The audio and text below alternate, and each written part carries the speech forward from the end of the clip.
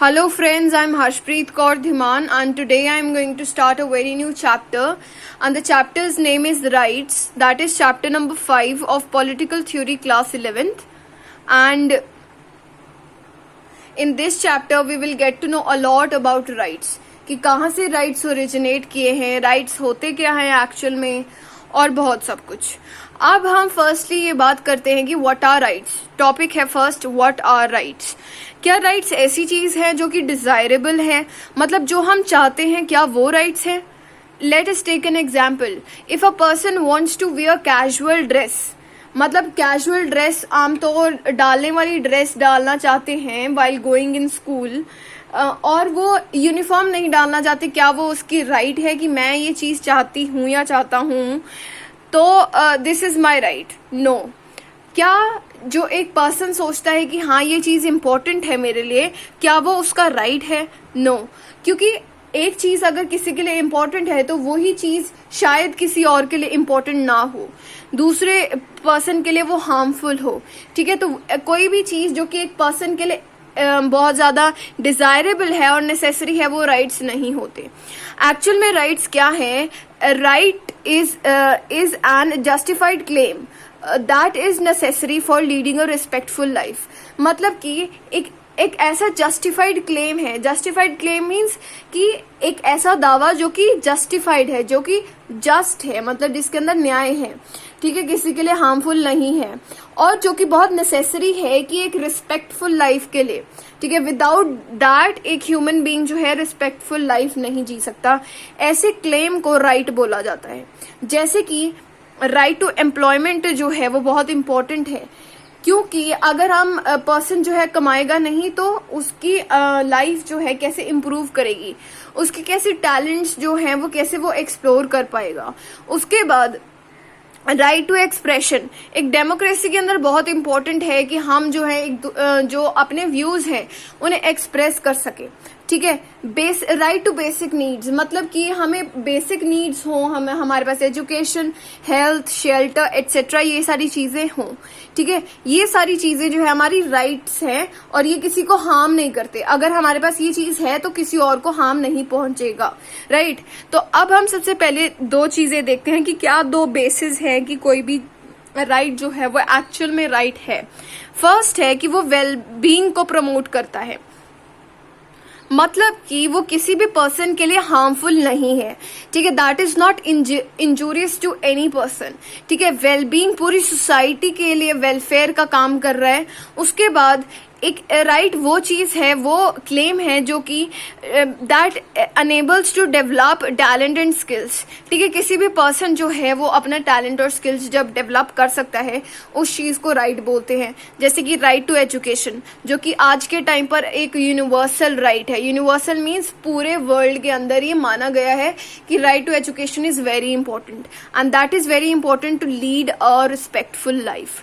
ठीक है, तो जैसे एम्प्लॉयमेंट के अंदर एक पर्सन जो है वो इकोनॉमिकली इंडिपेंडेंट बनता है, और उसी तरीके से जो राइट्स जो हैं वो वेलबींग के लिए जो है होने बहुत जरूरी हैं. जैसे कि for an example if a person takes drugs तो उससे क्या हो रहा है? दैट इज नॉट हिज और हर राइट, क्योंकि उससे क्या हो रहा है? That is injurious and that is harmful for his own family members. ठीक है, वो बहुत गलत है और उसकी वजह से उसके टैलेंट्स और स्किल्स भी जो हैं वो डेवलप नहीं हो पाएंगे. तो वो एक राइट नहीं है. जो डिजायरेबल है दैट इज नॉट राइट. ठीक है, उसके बाद टॉपिक आता है where do rights come from, मतलब राइट्स एक्चुअल में से आए कहाँ से हैं. अगर हम बात करें 17 एंड 18th सेंचुरी के बारे में, तब क्या था 17th एंड 18th सेंचुरी. देखो 17th सेंचुरी का क्या मतलब है, 1601 टू 1700, और 18th सेंचुरी का क्या मतलब है, 1701 टू 1800. ठीक है, आपको पता होना चाहिए. अब जो इस टाइम पीरियड के अंदर जो पॉलिटिकल थ्योरिस्ट थे, मतलब पॉलिटिकल थ्योरी पढ़ने वाले स्कॉलर्स थे, उनके अकॉर्डिंगली जो राइट्स हैं are given by the nature और गॉड, मतलब भगवान ने दे रखे हैं किसी भी पर्सन को राइट्स. इसकी वजह से, क्योंकि वो उसका बर्थ, एक पर्सन का बर्थ ही होता है विद द राइट्स, क्योंकि वो भगवान ने दिए हैं, इसकी वजह से वो जो है इनसेपरेबल है। किसी भी पर्सन से उसके राइट्स जो हैं वो इनसेपरेबल हैं। जैसे कि इन्होंने 3 राइट्स बताए हैं जो कि हमारे नेचुरल राइट्स हैं। Right to life, right to liberty, liberty means freedom, then right to property. These 3 rights are according to the political theorist, these are the rights which are given by the nature or you can say God. ठीक है, अब पहले term use की जाती थी इन rights के लिए natural rights, पर टाइम के साथ साथ ये जो चेंज हो गया, इन्हें बोलना शुरू कर दिया गया ह्यूमन राइट्स। क्यों? क्योंकि भगवान ने दिए हैं या फिर नहीं दिए, that doesn't matter, but every human being is a human. ठीक है, कोई भी पर्सन अगर जो है वो ह्यूमन है, तो फिर क्या है कि वो जो है that person is very unique. ठीक है, बीइंग अ ह्यूमन ही हमें इतने सारे राइट्स मिल जाने चाहिए। ठीक है, so every person is unique and any person is not born to serve others. ठीक है, इसकी वजह से जो नाम रख दिया गया ह्यूमन राइट्स, की हर एक ह्यूमन का अधिकार है राइट्स होना। ठीक है, उसके बाद और थोड़ा चेंज आया, इन्हें बोलना शुरू कर दिया गया यूनिवर्सल ह्यूमन राइट्स। मतलब कि पूरे वर्ल्ड के अंदर जो है ये ह्यूमन राइट्स हैं। किसी भी कंट्री के अंदर जाओगे तो ये राइट्स जो है आपको जरूर मिलेंगे। ठीक है, जैसे कि जो स्लेवरी है, स्लेवरी जो है वो थी कि some group of people were meant to serve other people, right, दूसरे लोग जो हैं को सर्व करने के लिए बने थे। तो ये जो है यूनिवर्सल ह्यूमन राइट्स के अगेंस्ट था, इसे जो है कैंसिल कर दिया गया, अबॉलिश कर दिया गया, बैन कर दिया गया। अब ये जो राइट्स हैं वो एक्सपैंडिंग राइट्स हैं, मतलब कि ये फिक्स्ड नहीं है कि हमने उस टाइम पीरियड में जितने राइट्स जो हैं ग्रुप में डाल दिए थे वही राइट्स अब मिलते जाएंगे। न्यू थ्रेट आ रहे हैं, न्यू डेंजर्स आ रहे हैं सोसाइटी के अंदर, उसी टाइप से जो है नए जो हैं राइट्स बनते जा रहे हैं। जैसे कि इन्वायरमेंट के ऊपर बहुत बड़ा थ्रेट है इस टाइम पर कि ओजोन लेयर डिप्लीट कर रही है, हमारे फॉरेस्ट कम होते जा रहे हैं, हीट बहुत ज्यादा है। तो ये सारी चीजें जो हैं उसकी वजह से कई राइट्स आए हैं, जैसे कि right to clean water, right to clean air, sustainable development जैसे कंसेप्ट आने शुरू हो गए हैं। सस्टेनेबल डेवलपमेंट का क्या मतलब होता है कि जब हमारी डेवलपमेंट चल रही होती है पर हम उस डेवलपमेंट के अंदर जो है अपनी फ्यूचर जनरेशन्स के लिए कुछ बुरा नहीं कर रहे हैं, हम उनके लिए भी उतनी अपॉर्चुनिटीज छोड़ के जाएंगे जितनी हमारे पास थी। मतलब हम अपने एनवायरनमेंट को डिप्लीट ना करते हुए जब डेवलपमेंट करते हैं उसे बोलते हैं सस्टेनेबल डेवलपमेंट। ठीक है, तो एक्सपैंड कर रहे हैं, हमारे राइट्स रुके हुए नहीं है। Now moving to the next topic, that is Immanuel Kant. इनका नाम हमें अभी पिछले चैप्टर में सुन के हटे हैं कि इन्होंने क्या बताया कि हर एक ह्यूमन के पास डिग्निटी होती है। Immanuel Kant on human dignity, इन्होंने बताया हर एक पर्सन की रिस्पेक्ट होती है।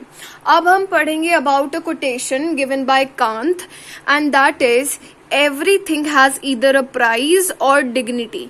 मतलब हर एक चीज की कुछ कीमत होती है और हर एक चीज की या फिर जो है रिस्पेक्ट हो सकती है। वट हैज अ प्राइज, जिसका प्राइज होता है such that something else can also be put in its place as its equivalent. मतलब कि अगर कोई चीज जो है जिसका प्राइस है वो एक ऐसी चीज होती है जिसे हम रिप्लेस कर सकते हैं किसी दूसरी चीज से। ठीक है, for example if you don't get diary milk you can eat मंच। ठीक है, और बाय कॉन्ट्रास्ट मतलब इन कॉन्ट्रास्ट जो है that which is elevated above all the price, मतलब कि कई ऐसी चीजें होती हैं जो कि कीमत से बहुत ज्यादा ऊपर होती हैं and admits no equivalent has a dignity. मतलब कि जिसका कोई इक्वलेंट नहीं है उसकी जो है बहुत सी डिग्निटी होती है। मतलब हर एक पर्सन का जो है रिस्पेक्ट होता है और कोई भी पर्सन किसी भी दूसरे पर्सन द्वारा जो है रिप्लेस नहीं किया जा सकता। ठीक है, you know how important your mother is. ठीक है, उनकी जगह कोई भी नहीं ले सकता, तो उनकी कितनी ज्यादा रिस्पेक्ट है that we get to know under this topic कि हर एक पर्सन की कुछ ना कुछ वैल्यू होती है, डिग्निटी होती है और रिस्पेक्ट होती है। ठीक है, इमैनुअल कांत जो है वो 18th सेंचुरी के एक फिलोसोफर हैं, जर्मन फिलोसोफर, और 18th सेंचुरी का मतलब है 1701 to 1800 CE, राइट। उसके बाद जो ह्यूमन है, इन्होंने बताया हर एक ह्यूमन, चाहे वो जैसा मर्जी हो, चाहे वो डिसऑनेस्ट हो, चाहे वो पुअर हो, अनएजुकेटेड हो, ठीक है, उन सभी ह्यूमन की एक मिनिमम लेवल ऑफ डिग्निटी जरूर होता है, मतलब मिनिमम रिस्पेक्ट हर एक पर्सन की होती है। इन्होंने अपनी बात को दो जो है एविडेंसेस दे के प्रूव किया है कि हर एक पर्सन की डिग्निटी है। कैसे? फर्स्ट चीज इन्होंने बताया है, treat others in the way same as you want them to treat you. मतलब दूसरों को ऐसे ट्रीट करो जैसे कि आप चाहते हो कि वो आपको ट्रीट करें, ठीक है। आपको पता है यू वांट रिस्पेक्ट, कि हर एक पर्सन आपसे रिस्पेक्ट से बात करे, राइट। तो वैसे ही आपको दूसरे लोगों से भी बात करनी चाहिए, ठीक है। उसके बाद don't treat other person as means to your end, मतलब कि दूसरे पर्सन को अपने सिर्फ और सिर्फ अपने प्रॉफिट के लिए ही उनके साथ बात ना करें। मतलब कि आप सिर्फ अपने एडवांटेज के लिए, किसी को यूज करने के लिए तब उन्हें रिस्पेक्ट दे रहे हैं बिकॉज वो पर्सन आपके लिए यूजफुल है। ऐसा नहीं करना चाहिए, क्योंकि हर एक person at the end human being है। हर एक ह्यूमन बीइंग को एज ह्यूमन बीइंग रिस्पेक्ट देनी चाहिए, सिर्फ इसलिए रिस्पेक्ट ना हो कि वो पर्सन आपके लिए यूजफुल है। Now moving to our next topic, that is legal rights and the state. Legal rights का क्या मतलब है कि legal rights are the rights which are recognized by the state and are legally enforceable. मतलब कि वो rights जो कि recognize किए गए हैं by the state. State का क्या मतलब होता है? State means the political organization of a country. अब आपको पता है political organization क्या होती है हमारी कंट्री की? गवर्नमेंट। तो इन्होंने कहा है कि वो rights जो कि गवर्नमेंट ने कह रखे हैं, हाँ ये राइट्स हैं, और वो राइट्स जो कि लीगली एनफोर्सेबल हैं। मतलब कि अगर वो राइट्स को जो है नहीं दिया गया तो जो है बहुत सी लीगल प्रोसेसेस को कैरी फॉरवर्ड करके जो है वो राइट्स लोगों को दिए जाएंगे, ठीक है। That is known as legally enforceable. तो इन्होंने बताया है कि जो लीगल राइट्स हैं उन्हें जो है इम्प्लीमेंट करने में, लोगों को राइट्स देने के अंदर स्टेट का क्या रोल है। स्टेट मीन्स गवर्नमेंट, ठीक है। फर्स्ट है राइट्स रिटन इन कॉन्स्टिट्यूशन, मतलब सबसे पहली बात है कि जो जितने भी राइट्स हैं वो हमारे कॉन्स्टिट्यूशन के अंदर रिटन होने बहुत जरूरी हैं। हमने चैप्टर नंबर 2 के अंदर, जो कि पॉलिटिकल साइंस का दूसरी बुक का चैप्टर 2 है, उसमें पढ़ा था बिल ऑफ राइट्स क्या होते हैं। बिल ऑफ राइट्स मतलब एक ग्रुप ऑफ राइट्स जो कि कंट्री ने अपने सिटीजन्स को प्रोवाइड कर रखा है, ठीक है। तो बिल ऑफ राइट्स जो हैं वो एक्चुअल में highest law of the land होते हैं।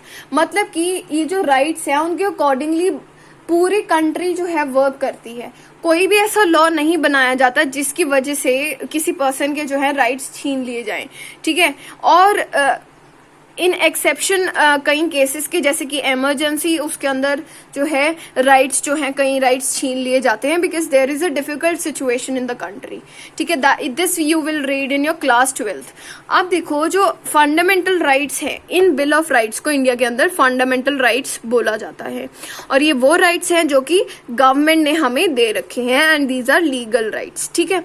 उसके बाद बेसिस ऑफ राइट्स क्या होता है कि किस टाइप से हम राइट्स दे सकते हैं। फर्स्ट है कि हम कोई भी कंट्री कैसे राइट्स देगी अपने सिटीजन्स को, उसके दो बेस हैं। फर्स्ट है यूनिवर्सल ह्यूमन राइट्स, मतलब कि जो पूरी कंट्री के अंदर ही नहीं, पूरे वर्ल्ड के अंदर जो है दिए जाते हैं राइट्स, उन राइट्स को हर एक कंट्री देने की पूरी कोशिश करती है। उसके बाद claims because of the history and customs, मतलब कि वो ऐसे राइट्स जो हैं इवॉल्व करने पड़ते हैं जो कि हमारी जो हिस्ट्री में जो गलत चीजें हुई हैं हमारे साथ, इंडियंस के साथ, उनके साथ एक्सप्लॉयटेशन हुई है बाय द ब्रिटिशर्स, अनटचेबिलिटी को प्रैक्टिस किया जाता था, ये इन सारी चीजों को जो है अबॉलिश करने के लिए कुछ राइट्स बनाने पड़ते हैं हर एक कंट्री को, ताकि ये जो हमारी हिस्ट्री है वो दोबारा से रिपीट ना हो। जैसे कि साउथ अफ्रीका के अंदर जो ये एपार्थाइड सिस्टम था, उसे जो है खत्म करने के लिए अलग से लॉज बने। हमारी कंट्री के अंदर अनटचेबिलिटी को खत्म करने के लिए अलग से जो है राइट्स राइट्स दिए गए। तो ऐसे जो है हर एक कंट्री अपने अपने जो है राइट्स बनाते हैं according to their history and customs. उसके बाद जो ये लीगल राइट्स हैं वो फिक्स्ड नहीं है, ये एवर एक्सपेंडिंग है। क्यों? क्योंकि री इंटरप्रिटेशन जो है होती रहती है कॉन्स्टिट्यूशन की, हमने पढ़ा है इन द चैप्टर जुडिशरी, ठीक है। और जो राइट्स हैं वो एक्सपैंड करते जा रहे हैं विद द कंसेप्शन कि लोगों की लाइफ कैसे फुल ऑफ डिग्निटी और रिस्पेक्ट से हो सकती है। मतलब क्या क्या चीजें चाहिए हमें अपनी लाइफ के अंदर ताकि हमारी लाइफ जो है वो बहुत ज्यादा रिस्पेक्टफुल हो जाए। उसके बाद फोर्थ पॉइंट जो है जो आप लिखोगे इस आंसर के अंडर कि क्या स्टेट का क्या रोल होता है राइट्स को प्रोवाइड करने के अंदर, वो आप लिखोगे स्टेट्स रिस्पॉन्सिबिलिटी। मतलब स्टेट की 3 रिस्पॉन्सिबिलिटीज हैं जब राइट्स की बात आती है।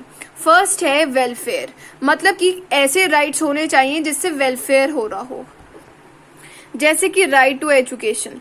राइट टू एजुकेशन से क्या है कि एक पर्सन की स्किल्स एंड टैलेंट इंक्रीज हो रहा है, वो एक बिल्कुल अवेयर सिटीजन बनता जा रहा है। तो ये सारी चीजें जो है वेलफेयर के लिए है, फॉर द पीपल, ठीक है। तो वेलफेयर जो है उसे करना है, इन राइट्स को जो है पूरे सिटीजन्स तक पहुंचाना है, ये स्टेट की रिस्पॉन्सिबिलिटी है।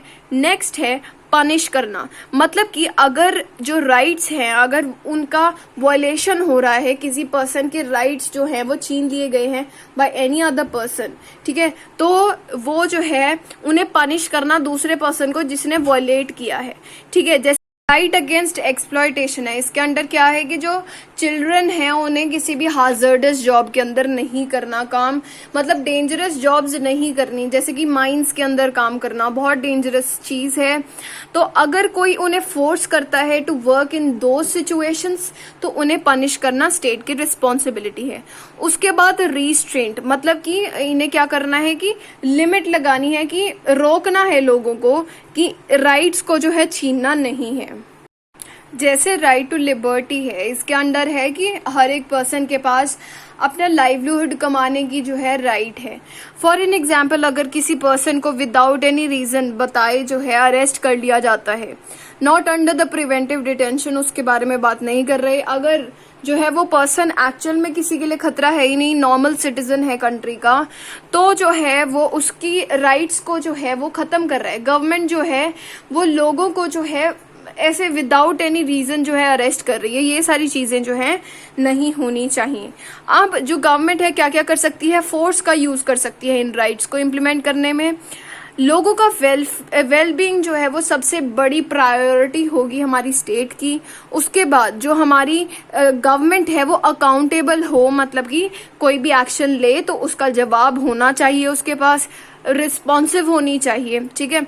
और सबसे ऊपर जो है लोग हैं, गवर्नमेंट जो है सिर्फ और सिर्फ लोगों के बारे में सोचेगी, ठीक है।